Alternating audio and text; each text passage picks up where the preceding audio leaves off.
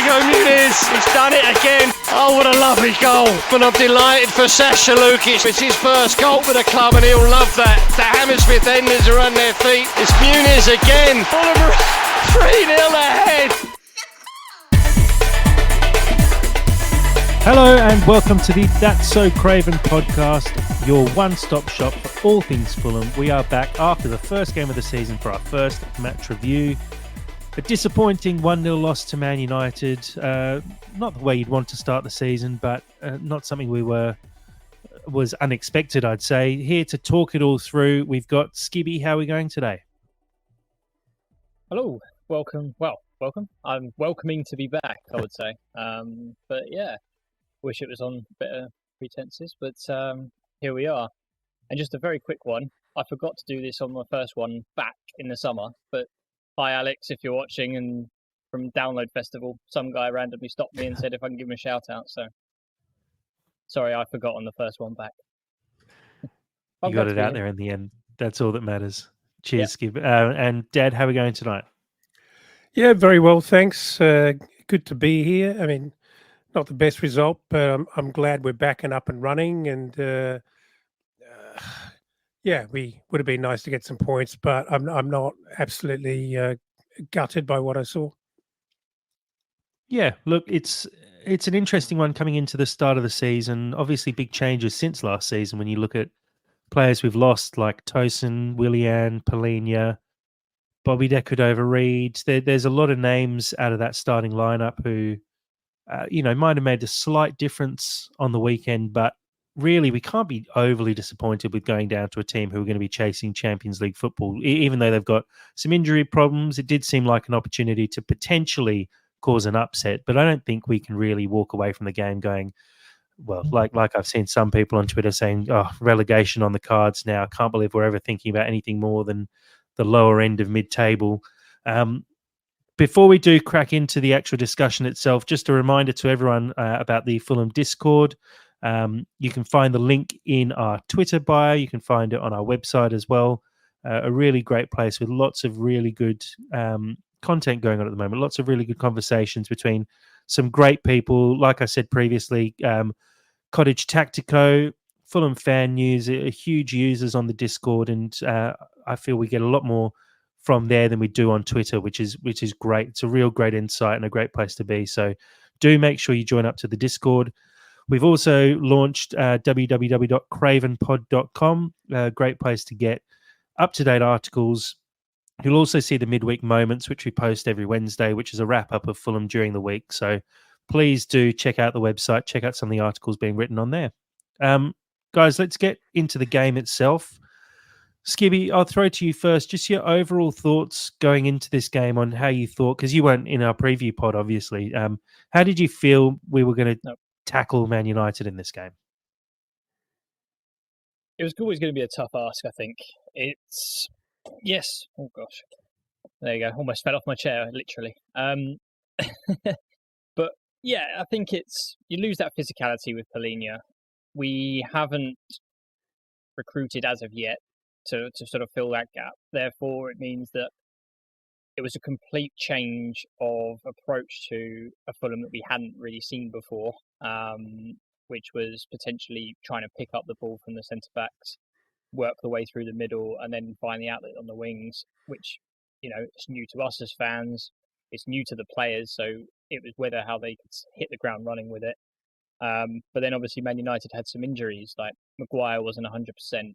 There was no Højlund, so they didn't have an outlet. They were going into the game with sort of a false nine, which they used against Man City in the Community Shield. So, it was the balance of head over heart for me going into that game was Man United aren't the strongest. They even had their struggles last year when they were. But therefore, what kind of Fulham turns out? We had a very successful pre-season. Yes, we lost to Sevilla, but we had a lot of good results, a lot of good play from what I saw. And I think there was a lot of positives going in that, potentially with the absence of Willian, that Adama had stepped up. Welby looked like he'd stepped up. Everyone just seemed to sort of raise their game, not relying on the sort of the big names that we had. So going into the game, I was kind of head saying draw, but heart saying that Fulham could win this game. And it's not very often that you get a chance to go to Old Trafford with that feeling of optimism that, you know, you could come away with some points here, where in previous seasons you kind of just write off Old Trafford as a loss when you look at the fixture list.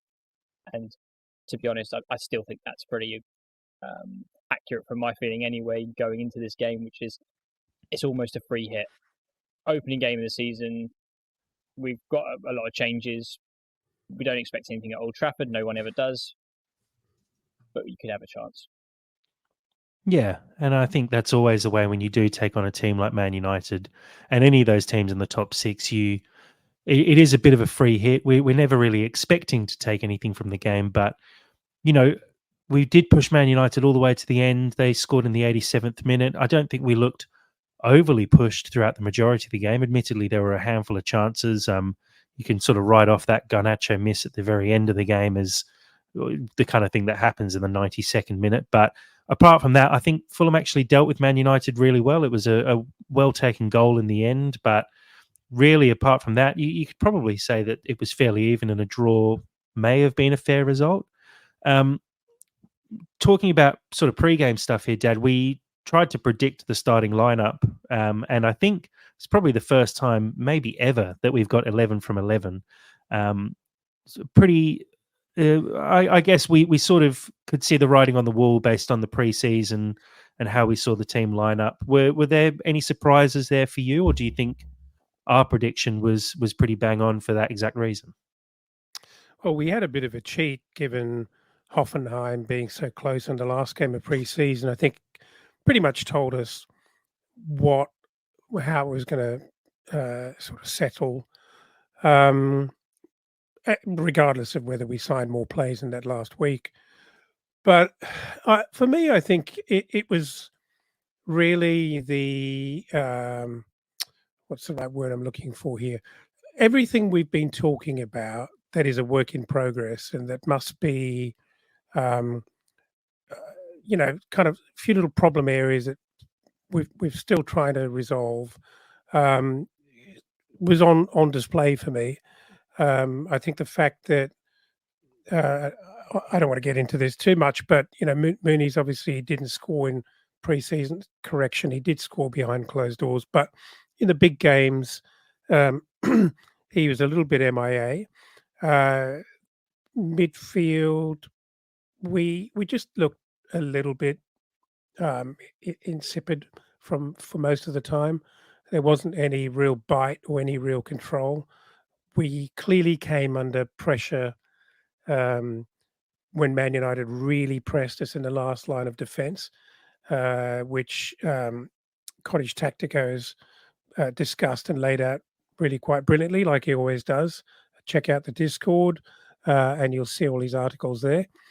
So for me, I actually wasn't that surprised. I was hopeful that we might nick a point or maybe more, but I wasn't really that surprised at how it all unfolded because it's about par for where I think we actually are.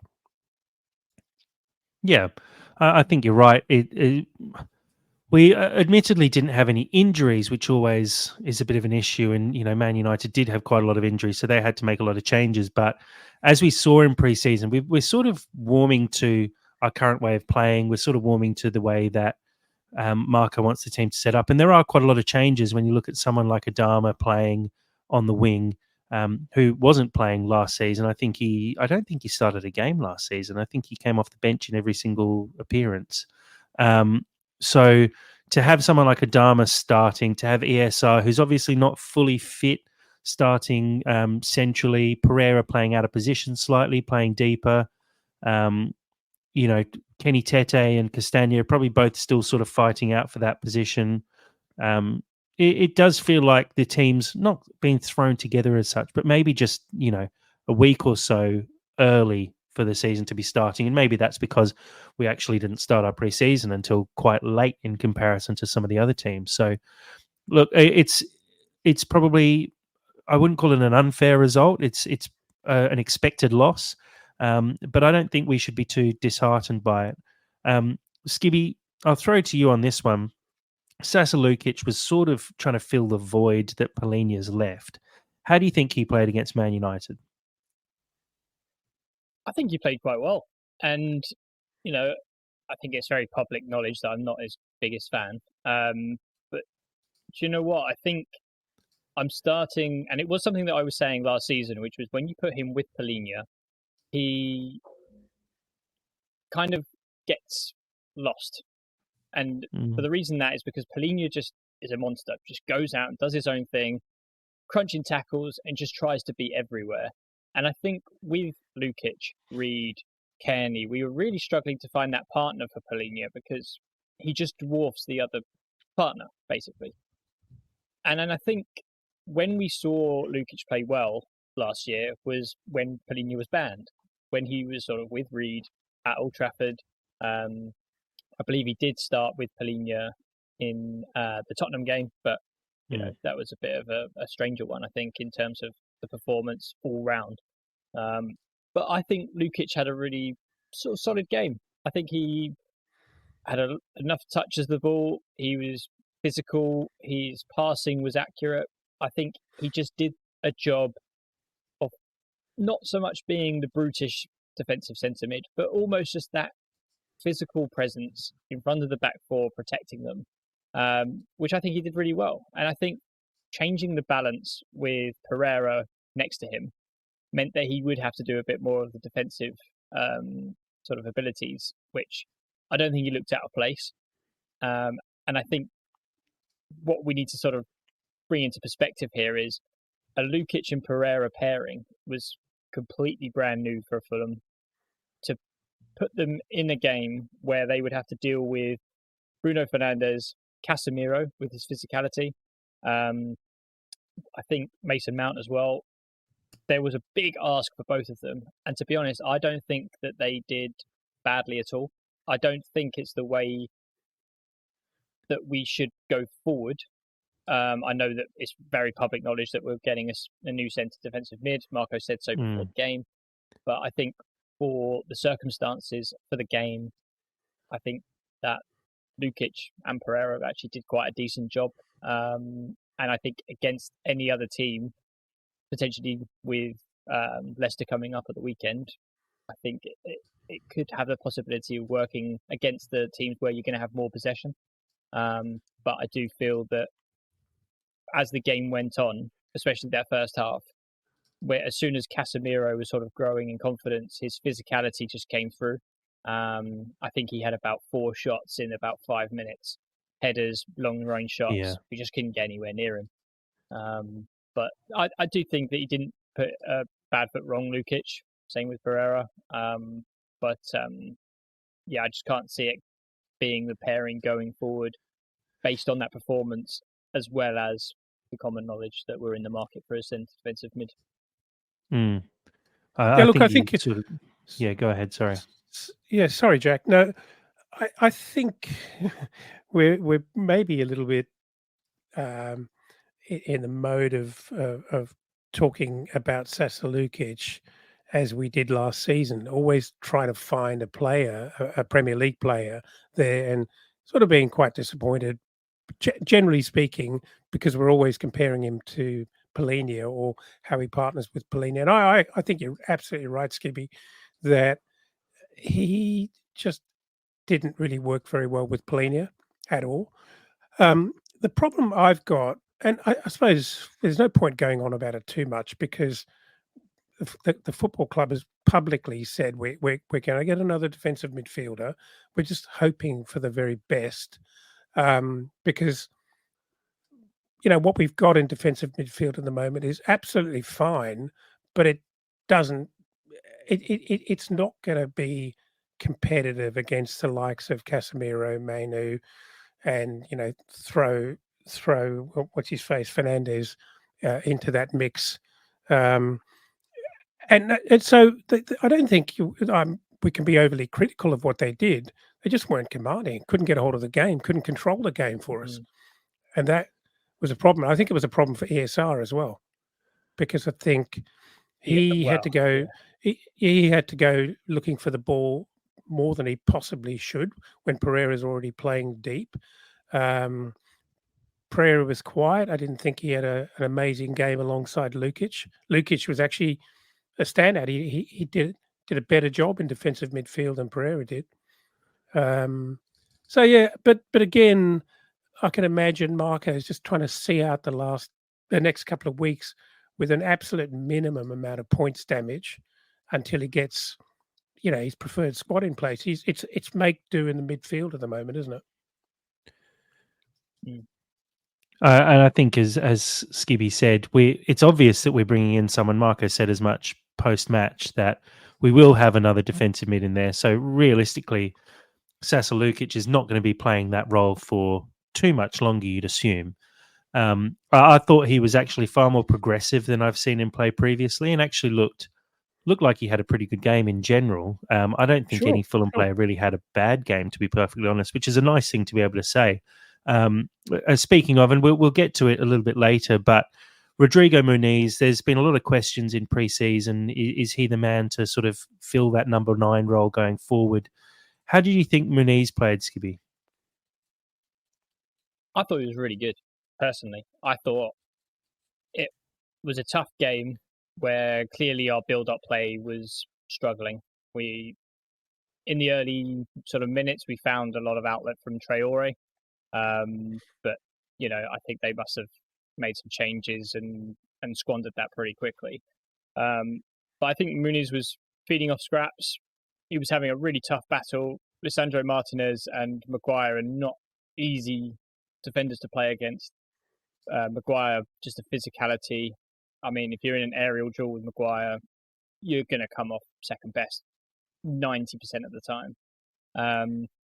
But no, I think he held his own. I think there was one really key moment in the game, and for me, came from Muniz, and it was around the Pereira and Iwobi sort of 2-on-1 with Maguire. But when you sort of roll it back a little bit before he messes up the pass, it's Muniz fighting for scraps, nips in front of the player. I think he gets fouled, and the ball sort of breaks for Pereira. And that is the stuff which I think is probably often forgotten about, especially when you're thinking about, shots on target, goals, assists, things that, really matter in most people's eyes. But you don't really get the stats on sort of the nitty gritty, fighting for the ball, just playing the passing out and holding up the ball. And I don't think it was an easy game for him. It wasn't an easy game for anyone. I mean, you saw Emil Smith-Rowe having to pull back deep just to sort of pick up the ball. Muniz, unfortunately, doesn't really have that luxury being the striker and needs to be on the halfway line, if not more progressive into their half. But I think he is still the number 9 for me. We just need to bring players around him that he can sort of lay the ball off to and to sort of bring us up the pitch. And I think it'll take time. He's been used to playing with Pereira behind him and Willian to sort of off to the left. So I think it may change for him that, he's got to get used to Smith-Rowe. He's got to get used to Iwobi on the left, which when we've seen that in the past, we've always just opted to say, right, put Iwobi on the right and have Willian on the left. And I don't think that was more down to Willian's effectiveness on the left. I just don't think Iwobi, for me, is providing what we normally would see on our build-up on the left. And I did think that we saw that kind of breakdown. But I think Muniz, for me, is still got to take some transition, as well as the whole squad. But he will push on and be our number 9. I have no doubt about that, because I saw some glimpses against Man United, which made me very happy with his performance. Dad? Oh, look, yeah, a lot of people were getting stuck into him and, asking questions, not quite getting the hatchet out, but, geez, I don't know what kind of world they live in, They are not very resilient, and I think they're looking for very unrealistic kind of KPIs on the guy. just because he hasn't scored in his first game doesn't mean a lot. He's done enough. Let's be honest here. He's actually done enough to prove that was not a purple patch. That was actually a period of consistent goal scoring in the Premier League. So I think the question is really over as to whether he can do it or not. He absolutely can. There's been a lot of changes. Take Willian out of it. Take Pereira sitting in behind him out of it. Um, Sadly for me, I think he's never going to get great service from the wings overlapping and knocking balls in. We're just not that good at it. Until we upgrade our wingers, I just don't believe that he's going to get easy service and reliable service to dink it in or you know dive into the box with a header and put it away. It's just not going to be like that. He's going to have to find ways. And I totally back the guy to find other ways of scoring goals. I think he's a smart lad. I think he's quite adaptable. He's a good footballer. He's not just a brick up top. He's a good footballer. And in as much as the midfield are trying to find their feet, he's got to be given time to do that as well. And it'll change again over the next couple of weeks before we really know where we are. Imagine ESR being really confident about the setup behind him, so he doesn't have to drop deep. He's playing in there, doing some intricate stuff with Mooney's. I can see that unfolding. I'm 100% behind him. Well, I think as well. And just to quickly add to that, Jack, if you don't mind. Yeah, go. He makes something out of nothing by himself. We saw him 100%. Another overhead kick out of nothing, and the fact, I would say there's not many strikers in the Premier League who can do that by themselves and just fight, scrap, and get a shot off. And that is an absolute trait to have that you want, especially in our position for a number 9 in the Premier League. 100% agree. And I was going to say something along the same lines where you look at something like that overhead kick where he can just create something out of nothing. And there was another chance as well where the ball sort of fell in the box to him and he was basically having to be fought off by 3 Man United defenders who Harry Maguire basically stood in front of him. And I think Martinez and someone else were just all over him, trying to keep him away from the ball. And, against a team like Man United, they can keep him out. But I feel like against some of the other teams in the league who maybe don't have the strongest centre-backs or defensive partnerships, he's going to cause some problems. We saw it at the end of last season. I think we're going to see more of that this year, and I don't think we can fairly judge him against Man United. I think there's a long way to go for Muniz, but I was impressed, like you said, with some of the stuff that I've seen from him so far. And we talk about some of the new signings potentially coming in, people like Andre, who's obviously his passing is brilliant. Joachim Anderson, who is great with the long balls over the top, potentially finding some other sort of players on the wings, players sitting a little bit deeper who can provide that better service. I think there's a lot still to be built around Muniz, and I think if we can just keep the confidence up in him, and I think he's got the confidence, you see that in the way that he plays, I think we should be able to get another top season out of him and hopefully 15 goals, maybe even more than that.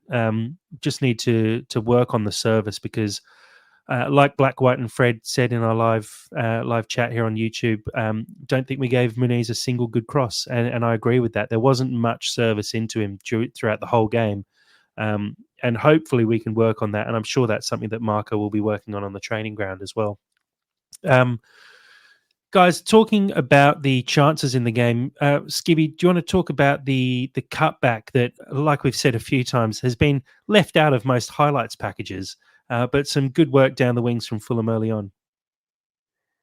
Yeah, absolutely. I think really early doors, Tete and Adama Traore just had Dalot on toast. He was just not comfortable.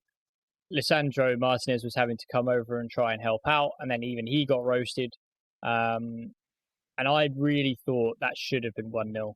I don't think I could discredit Traore too much because of the work he did beforehand, but I do think that the ball in could have been a bit better. And I guess it comes down to that point of, getting to know your teammates, because when you look at the positioning, I think Iwobi goes to the front post, and then Emile Smith-Rowe and Muniz have made the same run. So they're literally standing on each other's toes, which is just one of those things. But not going to take it away from the defence.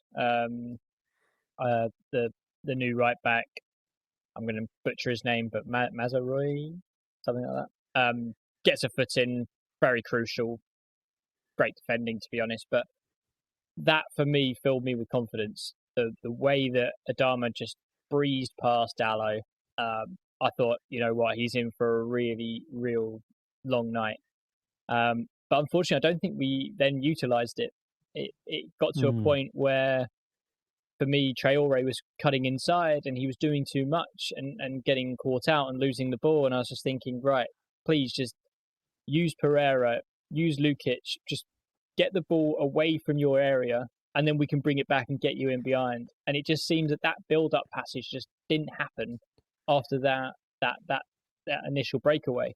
So whether Ten Hag was clever enough to realise that, you know, everything our main threat was Traore. Therefore, if you crowd out the right side of the pitch and block those passing channels, then he can't get in behind. And that's exactly what I saw. Which, you know, it's a shame from their point of view that, you know, that they're actually switched on, and that's why they get paid the big bucks, I suppose. But it's just a shame it was something that we didn't utilise after that moment. But it gave us huge confidence. But it's just a shame that we didn't manage to utilise it any further, like I said.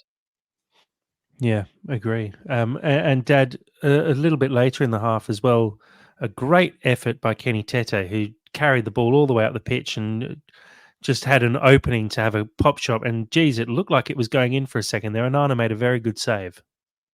Yeah, unlucky. It was going in. I thought we were pretty bright early on. I thought we started really, really well. That filled me with a lot of confidence because I think we're a slow starter at the beginning of seasons in general, with the one exclusion of that time we started against Liverpool at home, where we actually jumped out of the blocks and it was like, wow, what's going on here?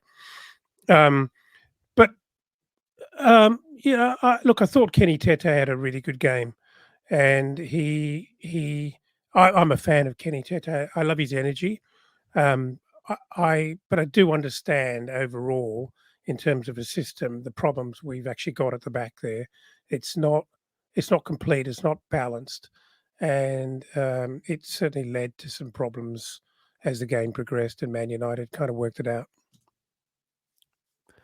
Yeah, agree. It felt like Fulham actually started the game really well, but maybe it's down to Ten Hag, maybe it's down to, I guess, the quality in Man United's side, but they seemed to grow into the game after Fulham almost shocked them at the very start. And it seemed like the game sort of swung fairly early doors when there was a bit of an error from Bernd Leno, who tried to play the ball out to Sasa Lukic, misplaced his pass, and fortunately made up for it with a brilliant save, one of, I think, 3 for the game.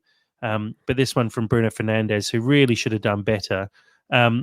Post-game, Bernd Leno named man of the match. Skibby, do you think that's a fair man of the match award for Bernd Leno? I'm going to be controversial. No. The only reason he was man of the match because he made some crucial saves, but a couple of them were off his own doing. So, I don't know. It's a tough one. I think for me, Tete was the most consistent. I don't think he really put a foot wrong.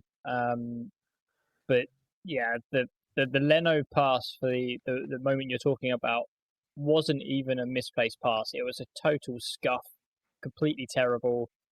And I think there was a couple of times where I felt that he put us under unnecessary pressure. I know we're supposed to play a certain way, and I know that we're supposed to, you know, possession based out of the back. But I think there's a point where you need to make a decision, and if we've got this really high press for Man United, then surely a ball over the top, give Muniz something to fight for because that's what he does.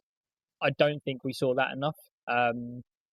But don't get me wrong, I think it could have been 3 or 4-0 without Leno in goal. Very crucial saves. But I do feel that a couple of them were his own doing. So yeah. fractionally harsh, Biggest man Skip. of the match, but there you Fractionally go. harsh. Yeah. That to me was just a really poor decision under a lot of pressure. But we were getting really pressurized, and he literally tried to play a 1-2. I mean, he probably had a moment to control that, and he smashed it back out at in the direction of Lukic, who it would have been. I mean, it was just a wrong decision, and I think Silver did make some comments about the fact that we just we lacked a bit of composure at the back. And I think, as I said before, Cottage Tactica has done some pretty good analysis on this. It was more than a lack of composure. We actually had some weaknesses which they exploited, and their press was very good, and we struggled with it. Yeah, look, I don't think Leno was actually under that much pressure when he made that error. He could have easily taken a touch and cleared the ball upfield. It's obviously just the way that we've been asked to play, which is to play out from the back. The problem we have, and we'll get onto it, and one of the questions we've got is Fulham's back four at the moment aren't known for their intricate passing and their ball playing ability. So it is a bit of a worry that we're being asked to play out of the back when maybe the players that we have aren't the best at playing out from the back. If you look at potential back line of having someone like Joachim Anderson and maybe Cuenca, and that I know that would mean dropping Bassi, and I think we're all on board with dropping Diop for an upgrade. But if you look at that, and all of a sudden you've got two centre backs who are incredibly good with the ball at their feet from what we've seen so far and what we know of having had Anderson at Fulham previously, all of a sudden there, and add Andre on top of that, potentially sitting in front of them and dropping in between the two centre backs, all of a sudden you can play out of the back a little bit more comfortably. And I think maybe it seems like Marco's almost preparing the rest of the team for us to be playing in that way, despite not having the players for it at the moment. And that will lead to errors, unfortunately. And I'm hopeful that we just bring in those players to be able to play in that style, because I'm not overly confident seeing players like Diop with the ball at his feet. Bassi's not bad, but not great with the ball at his feet. And look, Robinson and Tete, their strengths are not ball playing. Their strengths are, with Robinson, it's his athleticism up the wing and breaking forward, and with Tete, it's his one-on-one defending. They're not really selected to play the ball. So there's a lot of work to be done there, and I think those errors are maybe fractionally worrying for me if we continue to try and play in that fashion, because I don't think we've got the team to currently do that. So I'd actually like in the next game, if we're going with the same lineup, to see Leno, maybe if we're being pressed hard, just boot that one upfield. And Muniz is very good in the air; he's very strong. We do have that option and that ability to get out of those situations by just lumping the ball forward. And it's almost a bit of a 50-50 with Muniz up top. So we shouldn't be putting ourselves in those situations. And I agree with you in a way, Skibby. I don't think Leno... Well, I think Leno had a very good game. But like you said, I think some of those saves were sort of brought on by errors that he potentially made, and that forced him to make those saves. So I also agree. Kenny Tete, I think, was probably my man of the match. I think, like you said, he was very consistent and did what he was asked to very well. Robinson, I think, also had a pretty good game, but there's a bit of work to be done still, and obviously there's a bit of recruitment to be done, which we will touch on a little bit later. Look, not a huge number of chances on top of that. We've spoken about the saves that Leno made. Fulham didn't really threaten too much, apart from some sort of speculative overhead kicks. But the goal came sort of late on. Dad, I'll throw to you first. Do you think there's anything more Fulham potentially could have done here? The ball sort of works its way out wide, gets crossed in. Xerxes sort of nips in front of McTominay, who was there ready to strike the ball as well, and it dribbles into the back of the net agonisingly. Could Fulham have done better? Fulham could have done a little bit better in midfield when Tom Kearney got past. But once that move was on, they did it very well. They executed very well. I don't think we could have done that much better at the end of the day. We just, got played on the left. Kenny could have done better. I think that's really the honest truth. Jack, you're on mute. No, Yeah, you're sorry. right. I mean, Yeah. Kenny just got absolutely floored, and you just think, and then he's trying to jog back, and it's very. I mean, okay, he's never been the quickest. I'm sorry, Tom, but you're getting on a bit. But he's quite sluggish as he's sort of jogging back, and it's not really a gut buster, is it? It's just an ugly goal. Everything about it could have been avoided, I think. Just, basic pass, hit and hope cross almost in the right area. If McTominay had scored it, I probably wouldn't have forgiven him if he did eventually join us, but hey ho, unless he scored about 6 or 7. But, trickles in, flashbacks to kind of not a game of sort of equal feeling in terms of reward, but it flashback to the Europa League final where Diego Forlan just sort of shinned it and it rolls underneath Schwarzer. It had a very similar feeling. And then in a pub full of Manchester United fans, uproar. I'm just sitting there like, shit. Yeah, it wasn't. It was an ugly goal. It's one of those which you see week in, week out, but it's just a dagger to the heart, isn't it? Especially the time of the goal. It's just like I think back to Crystal Palace at the end of last season at home, like punching absolutely Schlupp hammers it top corner, no chance, and you go, hold your hands up, fair enough. But this one, it was sort of almost like, could do better there, Kenny. All right, could do better there. Where's Lukic? Where's Pereira? Oh, so Pereira wasn't on the pitch, but where was the central midfield in front of the back four? Goes out left or our left. Can we stop that cross coming in? It's just a Possibly. bit too bitty, isn't it? Yeah, no, I'd agree with that. And like you said, being so late in the game, and interestingly, Steve Reynolds on our live stream mentioning in 4 of the last 5 games we've conceded in the last 5 minutes. And it does feel like something that continues to happen and is becoming quite Fulhamish now. The fact that we just can't help but close games out. And it's like you say, a professional foul there from Tom Kearney. Just pull him down. Don't let him get into a position where a chance can be created out wide. Maybe you don't want to foul, but maybe we should be throwing ourselves at that ball a little more and tracking runs a little bit more carefully. And you could put it down to maybe some early season unpreparedness, but it does feel like we probably could have done a little better just in general, not in terms of the actual finish itself or trying to keep the ball out of the net, but the build-up play, just some smarts more than anything. It seems to be slightly lacking. And look, disappointing to go down 1-0. Like we've said a couple of times, it's not unexpected, but it feels like a draw against Man United at Old Trafford to start the season off would just have been a brilliant way to actually start the season. But look, we move on. Let's have a look at some of the key stats from the game. Possession-wise, Man United with 55% to Fulham's 45.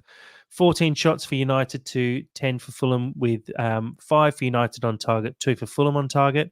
482 passes for Man United to Fulham's 384.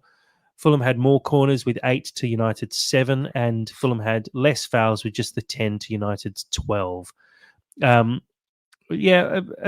disappointing loss in the fact that we've lost the game, but the performance itself, not terrible. Looking at the table quickly, Fulham sitting in 16th doesn't really mean anything at the start of the season, especially as we're recording this with 6 teams yet to play. But look, at least we're not Everton conceding 3 on the opening day, or Wolves and Ipswich also conceding multiple times. And with a couple of games coming up that are winnable games, I think it is something we should be looking at, is moving up the table slowly but surely. Talking about the upcoming game, we play Leicester City at home on Saturday, first game of the season at Craven Cottage.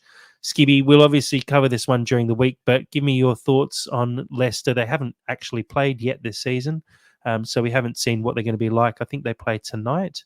How are we feeling going into this one, just having seen Leicester's moves in the summer, though? I mean, first and foremost, personally, I'm excited because I get to go.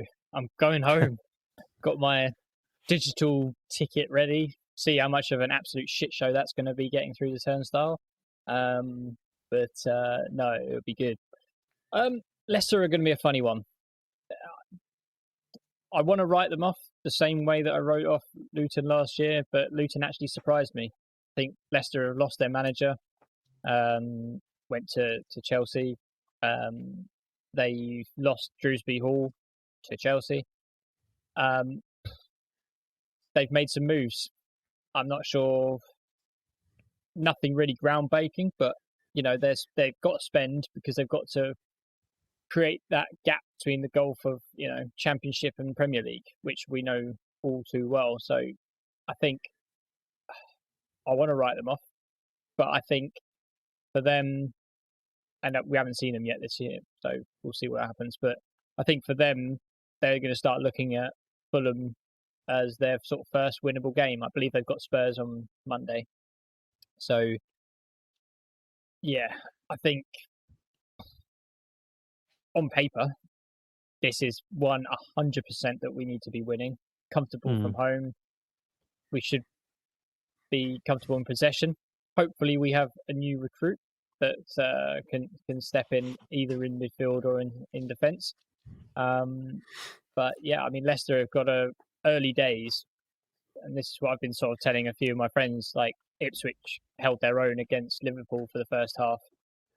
You're going to be full of confidence. You're going to be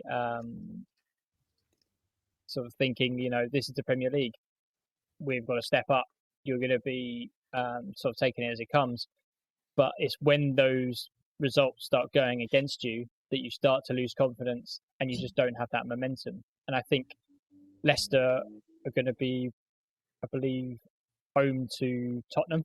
So they're going to be well up for that. Sky high, ready in the Premier League. Then if that doesn't go their way, then they're going to come to us and you're going to think this is probably more of one of our winnable games. Probably a worse time to play Leicester, if I'm honest. But we will see. And yeah, Fred's quite right. Bloody BDI.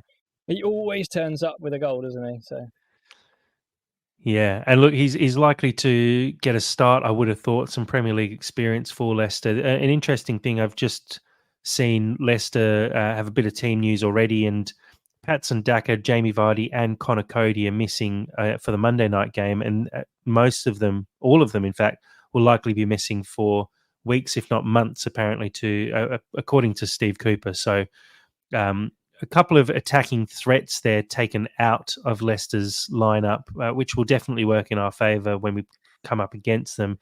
Dad, let's say Leicester do lose to Spurs, which you kind of expect. Do you think having a sort of wounded opposition coming to you, looking to get points on the board, and as we sort of said when we caught up earlier today, it feels like the newly promoted teams, they have to get points against teams like Fulham. Do you think Leicester will be looking at Fulham early doors saying this needs to be 3 points for us, and therefore is a game that we should actually be a little more wary of?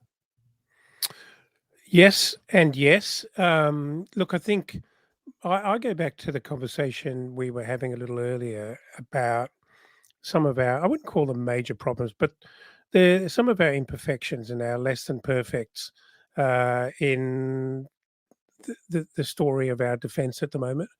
Particularly, not on paper. These are perfectly good Premier League defenders, but if you actually overlay that with the way Marcus Silva absolutely wants to play and is almost regardless of personnel in place, just fully committed to playing like that, I think if we don't adapt before we the recruitments arrive or the cavalry arrives, if you like, in terms of the best possible personnel in those positions, I think we're a bit vulnerable. And so over the next 3 or 4 weeks, while we play, newly promoted teams and what we would regard as easy beats, without being disrespectful, the one simple thing that they can do to us to really, really cause us a lot of trouble is to press us very, very hard for the first 20 minutes. because if we're not in our game and we don't adapt to that and we keep trying to play out of the back and they actually force us to play out of our out from our weaker players at the back, there's an error there which could be really, really costly. So that kind of is of some concern to me over the next couple of weeks until the window closes, and hopefully we have a bit of success in bringing a couple of good players in. Even then, it's not going to be an instant fix. But I mean, if you do bring in a ball playing centre back, the one thing he can do from day one, he may struggle with the system or being entirely comfortable, but the one thing he will be able to do is play under pressure with the ball at his feet. So he's not going to get caught, because that's a natural skill that he's going to have that hopefully we're recruiting for. So you're instantly in a better position. And then, like we were saying before, Leno's got to take charge of that situation, read the game, see what's happening, and just make some very simple binary decisions. No, we're going long. Even if it's not very pretty, we go long. Yeah. And look, news is that the Khans are actually in town this week. So that usually means signings galore. As Marco said in his post-match, we're still looking at 3 or 4 players to sign. It seems pretty clear that it's going to be a centre-back with bids accepted for Joe Gomez already and bids in with Diego Carlos and Joachim Anderson. Likely a defensive midfielder. Hopefully that turns out to be Andre, but if not, we've got links with McTominay as well. And you'd expect someone to replace Willian, who obviously announced this week that he had officially left Fulham, even though that was the worst kept secret ever. But I think, like you said, there's a lot of work to still be done. And I think if we can do some of that in this week, we might see someone jump in for the Leicester game. I'd say someone like Anderson would be able to slot straight into the back line, I would have thought. And that's a big upgrade for us. If we can get Anderson over Diop, I think that strengthens the back line completely. I doubt if Andre did sign that we'd see him start straight away. But at least having someone like that on the bench who can come on and make an impact would definitely be helpful. So there's a lot of work to still be done, but I think a lot of that's going to be done in the next week or so, hopefully.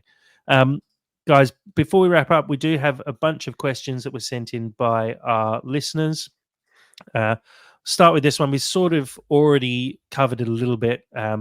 I guess pretty simple one-word answers from everyone for this one, really. Dad, can Muniz be our number 9 all season? Yes.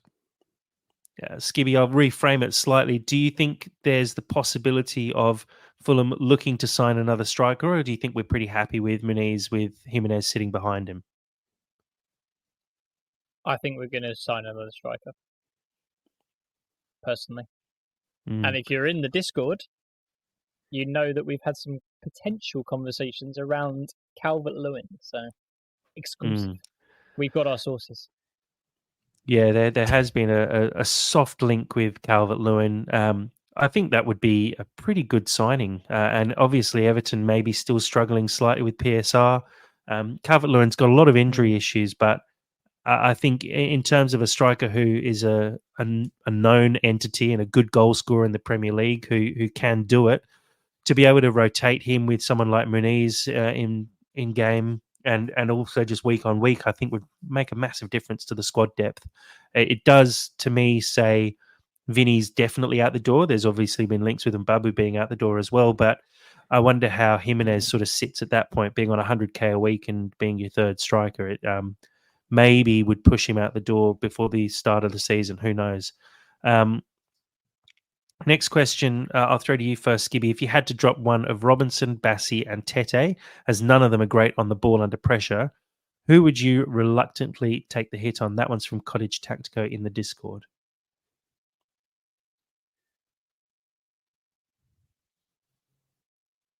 Oh, I think we've lost your sound there, Skibby. Dad, I'll throw to you while Skibby sorts that out. Yeah, I'm dropping Mbabu. Yeah, fair. Oh, look, this would Yeah, cause me a lot of distress and pain. But we were talking about this beforehand. It's quite an easy one for me. Go on. Sorry, I'll just cut Skibby's mic there. It's just popped in all of a sudden. Go on, Skibby. Put your easy one in. Nah, still not working. We got How a about massive now? lag there, it seems. Yeah, how about now? That's good. There we go. Sorry, everything's gone wrong. There we go. Easy one for me. It has to be Tete. Robinson is very athletic. We just can't lose that aspect. Bassi for me is bullish. He's got pace. He can make up for mistakes. He's quite good at getting back. So for me, unfortunately, Tete just falls under the guillotine, unfortunately. But one thing I do want to touch upon Bassi though is definitely not a right centre back. Just Yeah. the way that he took a swing, missed the ball, Oh, let Fernandez in. So that was horrendous. So as long as Bassi's on the left, then yeah, it's Tete. yeah, I'd agree with that, Dad. Yeah, I already said very reluctantly because it would. I like seeing the guy out there. I love his energy, but technically and tactically, it would have to be Kenny. Yeah, look, I'd agree with that. I think if we brought in a very good ball playing defender to sit alongside Bassi, and I think that makes the most sense. Bassi can easily put balls over the top for Robinson streaking down the left, and you put long balls in to Adama streaking down the right. So I think there's always an out there if you wanted it, but we do miss someone who's slightly better on the ball, and I think Kenny Tete probably does have to drop out at that point. Next question. This one is from at Mick Pez on Twitter. When can we expect some signings? Basically, we're heading for 0-3 start if we're waiting 2 weeks for deadline day. And do you believe Muniz is our starting striker? We've covered on that already, but would love to hear your thoughts. Also, a little comment, which I thought I'd leave in. Fantastic podcast. I listen every week from Australia up the Fulham. Guys, we sort of talked about it already, but I'll touch on the point here. Do you think if we waited all the way till deadline day to try and bring in those 3 players, that there is a potential for an 0-3 start? No. Well, yeah. I mean, there is No one yet. potential. Good. There is potential, and as I've said, I do have some concerns that if I think we're easily pressurized. That's what worries me at the moment at the back, and an opposition may not have that much of a goal threat. Sorry, yeah, that much of a goal threat, but we can be easily dishevelled, and I think Marco Silva knows that. He commented on it, and so we're vulnerable. We need to get those guys in. All of the people we are expecting to come in ASAP, but that it's now commercial. It's no longer in line with what Marco wants. It's purely down to actually optimizing the transactions now. Surely, Skibby? I guess it's a two-parter. I'm not saying that I'd be happy if we don't sign any more players because I would be livid. But for sake of argument, we have the same squad that we have now. Do we lose the next 2 games? No. I think a midfield of Smith Rowe, Pereira, Lukic, even if you really wanted to be really negative, you could go Lukic and Reed, is still stronger against the newly promoted teams. And I think, yeah, we're going to be position filled matches, which, we're just going to try and unlock the door. I think Adama and is potentially going to be that kind of player which can unlock the doors, as well as Smith Rowe. Smith Rowe had a really kind of baptism of fire, I found, against Man United. Lack of touches, got starved. That doesn't happen against Leicester and Ipswich. So I think for me, yeah, it's no chance that we're going 0-3. I think we actually have a decent Premier League squad as it stands, potentially finishing 14th, 15th. But, adding those players are the ones that are going to bring us to that top half, potentially Europe. I mean, I had some, like you said, there were some negative people already sort of talking about relegation. I saw someone call fans deluded, blah, blah, blah, because they thought that we would get Europe. But if you're basing that off the Man United performance, where we're actually bringing in other faces as well, then I think that's just really pessimistic. I think we have a great foundation. I mean, if you look at the players that we have, that we're looking to replace, being Diop, potentially Lukic, those players walk into an Ipswich team or a Leicester team. So I think we're in a position where we're actually a good foundation. But I think that's where we stand currently. Yeah, no, I agree with that. I think I just see. I think the fixtures actually line themselves up quite nicely where Leicester have to come to us. I think the first home game for Leicester would have been probably a different story where there's just that buzz in the crowd and, you can pull off results like that. And then with Ipswich, it's their second home game. They obviously lost their first home game of the season to Leicester. So you don't have that similar high that they had previously. And maybe we're actually potentially saved by that in a way that I feel like that can sometimes give teams a bit of an edge. And I think, I can't see us being 0-3. I could see us maybe drawing one of those games, which would be disappointing. But like you said, Skibby, I think our squad is too deep to actually allow us to slip that badly against newly promoted sides. Final question. This one's from FPL Crusader on Twitter. Adama's quick but no end product. He created more than Wilson, but do we need another winger who can score 10 plus goals? And also, where is our new 6? Skibby, throw to you first. New winger? Yeah, no worries. Federico Chiesa's coming in. So I'm not worried about that one. But no, 100% we need a new winger.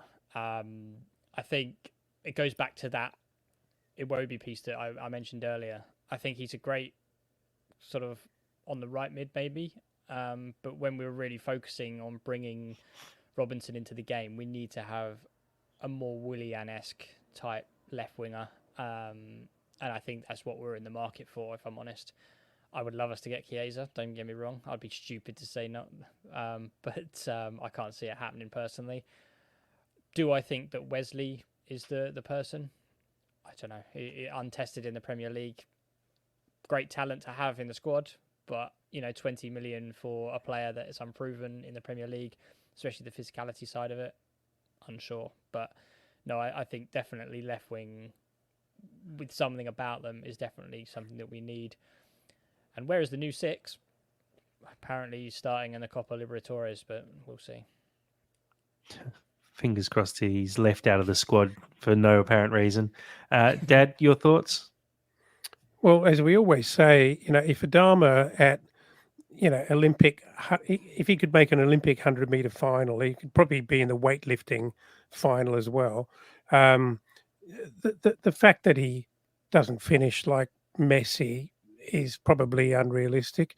I still think on balance, I'm happy to have the guy because I think he's just a great guy to have in the shed, if not starting. I would prefer something of higher quality on the left and the right. I actually prefer Wobie on the right. I don't like him on the left. And, to touch on Wilson, I actually thought Harry Wilson looked okay when he came on. I thought he looked pretty sharp. He looked confident. I thought there was something there, and he was probably a bit unlucky not to start, but he hasn't featured in the last couple of weeks. So I think it wasn't a final minute decision on that. I think Silva wants to give Adama a go. I still think if we use him properly in games, he can still be a massive threat. Even, if he can just progress the ball from within our half to the byline, get the ball in the area, and we've got 2 or 3 guys turning up, that's a chance every time, Yeah. And so, what's not to like about that? You can't have everything. He's, we shouldn't be under the illusion that he's the complete player. He's not, but he's got some very, very interesting skills, not unlike Robinson, right?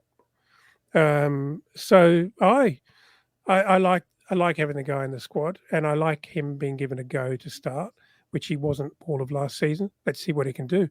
If we're at the end of, well, maybe 3 or 4 weeks from now, and he still isn't really delivering, fine, switch it up. Harry Wilson is definitely a decent cover for that, but I'd like something better. I really hope we end up with a really classy winger, hopefully to come in on the left and Iwobi on the right for me. Yeah, I think his pros far outweigh his cons personally. Like you said, his ability to get the ball upfield and then hand it off to someone else to do the final ball stuff, especially when you've got a player like Smith Rowe there now and Pereira sitting a little bit deeper, feels like there's more of an opportunity now for him to actually be able to play the ball off and for his ability to streak up the wing to actually be more of a benefit for us in the long run. So, and look, Can I just his say on final that, Jack? ball. Yeah, Sorry, carry on. I was going to say Carry his on. final ball is not bad. It's not great, but we look at the cross that he put in for Menezes' bicycle kick against Sheffield. He's actually a bit of a goal scorer from out wide as well. I think he could always improve, but it's not terrible. What I was going to say was I can't remember who it was against, but he made the big run and then actually played the ball along the ground in front of one of our players. Was that Everton, or am I streaming that? I can't remember off the top of my head. But I thought to myself, if we can actually kind of contain him to play a fairly easy ball in front of players progressing, maybe that's more realistic rather than expecting him to, run 60 or 70 meters at ridiculous pace and then smash one in at about sort of head height into the 6-yard box. I think that's asking too much. Maybe we ought to keep it a lot more simple than that. And particularly with if Smith Rowe and Mooney's are in that position, that's a more realistic goal threat. Yeah. Look, I think there's probably going to be some competition for him before the transfer window's over. I know we've talked about Silva saying that there's 3 signings incoming. I wouldn't be surprised if there's 3 permanent signings and then a couple of last-minute loan deals, which we always look for. So I assume there'll be a bit of competition and a few more people to go out through the door as well before the season starts. So I'd say we don't necessarily need another winger, but I think extra squad depth and competition would be good for everyone involved. So I expect there'll be some movement there. Guys, I think we can probably wrap it up there. A really good review of the Man United game. Like we said a few times, disappointing, but there's a long way to go. Fortunately, it's the start of the season. We didn't get flogged by Man United, so it's definitely not one to feel too sorry for. Looking forward to getting back together during the week, hopefully, to actually preview the Leicester game, first game back at Craven Cottage for the season, and hopefully the first 3 points under our belt as well. Skibby, thank you for joining today. No, thank you very much for having me. And bring on Leicester. I'm glad it's all back. It's good to be back. Dad, thanks for joining. Oh, thank you. And like you say, I'm just happy to be talking about real things rather than speculating. And actually, all the speculation in the transfer window, the next 2 weeks is when it actually all happens. I mean, there's a lot to happen. If Silver's saying there's definitely 3 players coming in and maybe a couple of loans, that's exciting. And we don't have to wait 8 or 10 weeks for it. It's all happening in the next couple of weeks. Yeah, just like Fergie time, this is Tony Khan time. It's the last couple of weeks of the window and Tony's pulling out the checkbook. So fingers crossed we have a bit of activity to talk about this time next week. Thank you to everyone who's joined in on the live stream. It's good to be back. Please do, as always, share this with other Fulham fans so they can find us. Please join the Discord, check out the website. And as always, come on you Whites.